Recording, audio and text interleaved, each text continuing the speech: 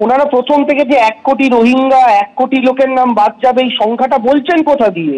আর সবচেয়ে বড় বক্তব্য হচ্ছে প্যাক প্যাক আই প্যাক যাই বলুন না কেন, সোজা কথা হচ্ছে যে এই যে বিএলওদেরকে উনি বলছেন, বিএলও তো শুধু পশ্চিমবঙ্গে প্রাণ হারাচ্ছে না, রাজস্থানের বিএলও প্রাণ হারিয়েছে, গুজরাটের বিএলও প্রাণ হারিয়েছে, ওখানে তো তৃণমূল নেই।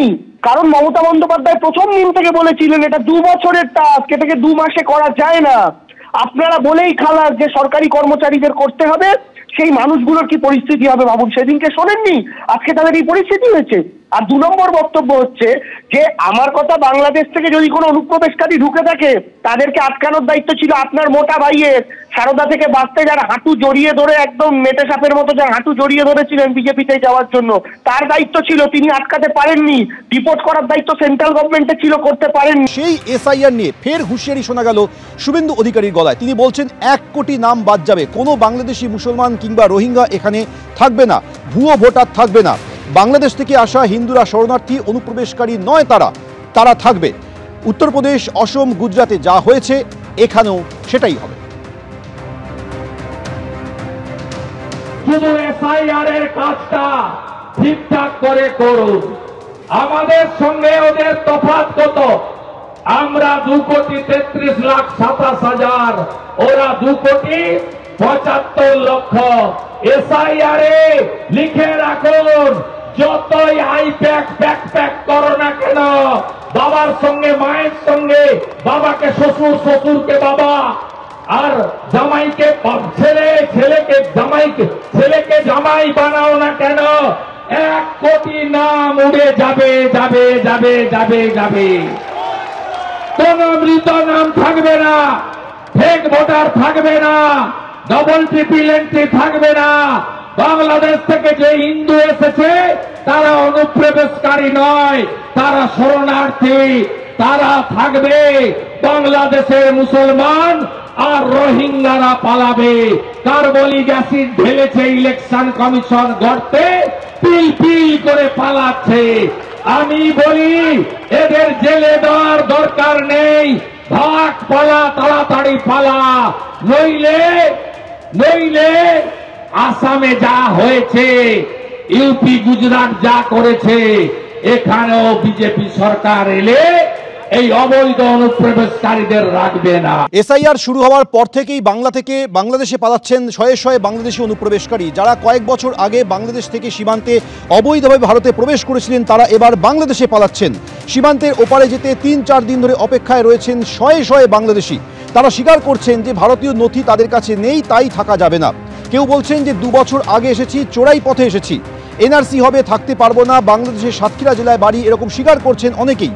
কেউ আবার বলছেন 7 বছর, 8 বছর কিংবা 9 বছর ধরে বাংলায় ছিলাম, ভয়ে চলে যাচ্ছি। অর্থাৎ এসআইআর শুরু হওয়ার পর থেকেই বাংলাদেশ থেকে আসা অনুপ্রবেশকারীরা আতঙ্কের মধ্যে রয়েছেন। এখন তারা যেন তেন প্রকারে বাংলাদেশে যাওয়ার জন্য অপেক্ষায় রয়েছেন হাকিমপুর সীমান্তে।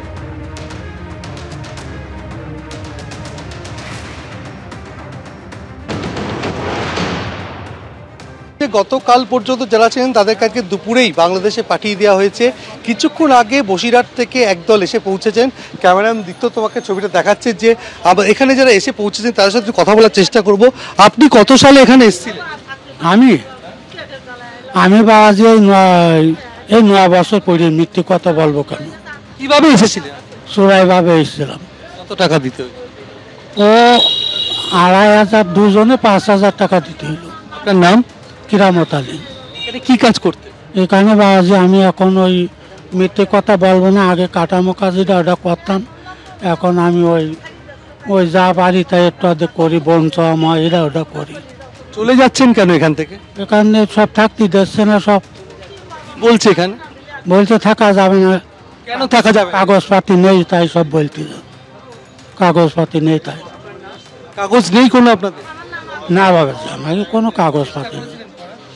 না কি করার চেষ্টা করো কি জন্য বাবাজি বলেন?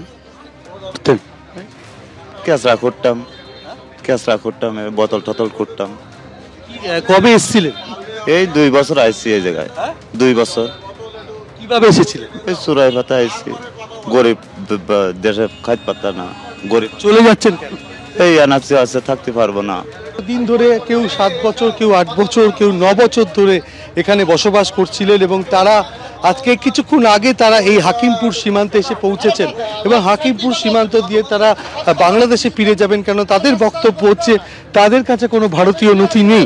আর সেই কারণে এখানে এসআইআর চালু হয়েছে, এনআরসি একটা বিষয় রয়েছে, সেই কারণে ভারতীয় নথি না থাকার জন্য তারা এখানে দিন মজুরে কাজ করতেন, তারা আবার বাংলাদেশে ফিরে যাবেন। কারুর বাড়ি যশোর জেলায়, কারুর বাড়ি সাতক্ষীরা জেলায়। তারা এই সন্ধেবেলা বসিরহাট থেকে এসে পৌঁছেছেন। কেউ কাগজ কুড়োনোর কাজ করতেন, কেউ পরিচারিকার কাজ করতেন, সন্ধ্যের সময় এসে পৌঁছেছেন এবং তারা এখন এসে তারা অপেক্ষা করবেন ঠিক যে পদ্ধতিতে এখানে ফিরিয়ে দেওয়া হয়, অর্থাৎ এই যে হাকিমপুর সীমান্ত, সেখান থেকে ফরেনার্স আইডেন্টিফিকেশন পোর্টালে তাদের নথিভুক্ত করা হবে, বায়োমেট্রিক নমুনা নেওয়া হবে, তালিকা তৈরি করা হবে, এদেশে কোনো অপরাধমূলক অভিযোগ আছে কিনা এই সমস্ত খতিয়ে দেখার পর বাংলাদেশের সীমান্তরক্ষী বাহিনী বিজিবির হাতে তুলে দেওয়া হবে।